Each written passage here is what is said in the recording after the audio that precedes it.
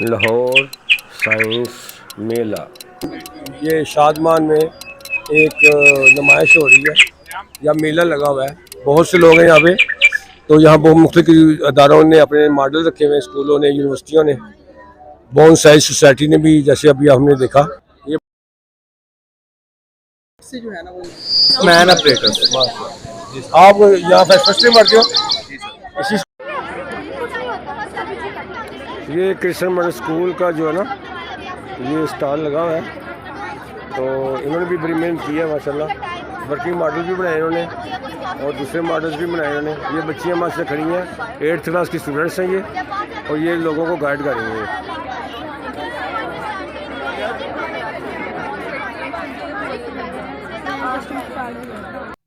Dear नाजरीन, यहाँ पे माशाल्लाह रश काफ़ी है और आपको शोर की आवाज़ें भी आ रही होंगी।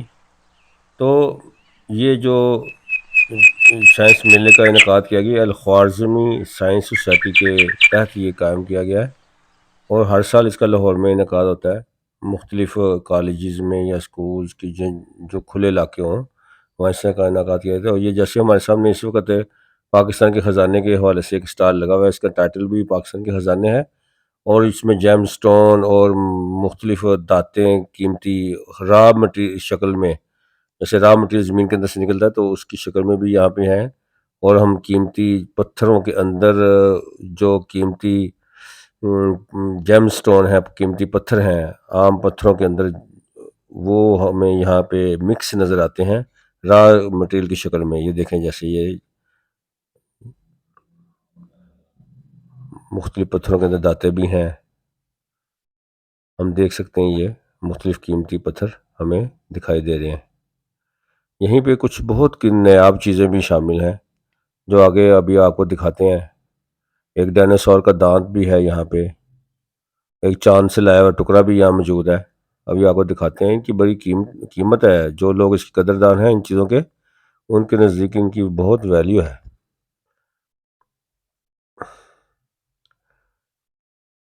जैसे ये डब्बे के अंदर मुख्तलिफ किस्म के पत्थर रखे हुए हैं, हमें मुख्तलिफ डब्बों में मुख्तलिफ पत्थर नज़र आ रहे हैं। उन पत्थरों के अंदर मुख्तलिफ चीज़ों की आमेज़श भी है। जोहरी जो होते हैं इन्हीं पत्थरों में से निकालते हैं कीमती पत्थरों को, फिर उनको जो है ना, ये है डायनासोर। ये डायनासोर जो है ना इस शक्ल का होता था, समुंदर में रहता था ये, और इसका इंसान की कद भी इसके साथ दिया गया था, वो आपने देखा होगा अभी। तो ये जो दांत है इसका डायनासोर का, ये बड़ा कीमती है और ये लाखों साल पुराना है। ये लाखों साल पुराना। इस तरह ये देखें, मुख्तलिफ बर्तन भी ओल्ड हैं, कोई 500 साल 1000 साल सब पुराने दौर के।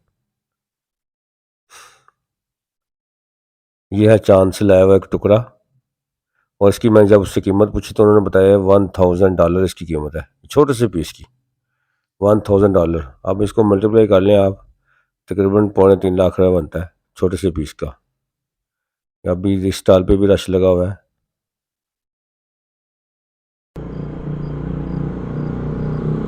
माशाल्लाह पूरी ग्राउंड जो है ना वो मुख्तलिफ स्टॉल से भरी हुई है।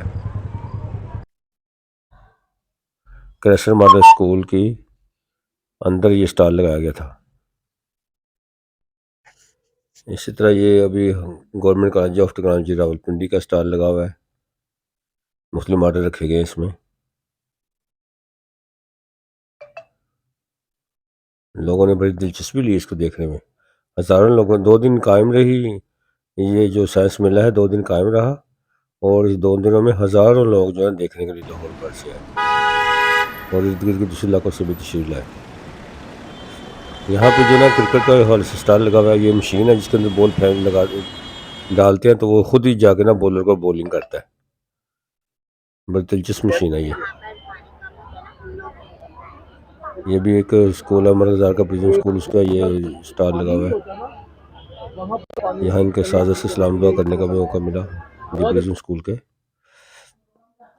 ये जो है नाजरीन, यहाँ पे एक ड्रोन है जो उड़ाया गया है और यहाँ पे एक ड्रोन वो भी आएगा जो एग्रीकल्चर पर्पज़ के लिए इस्तेमाल होता है, स्प्रे वगैरह, ये यही है गालबन।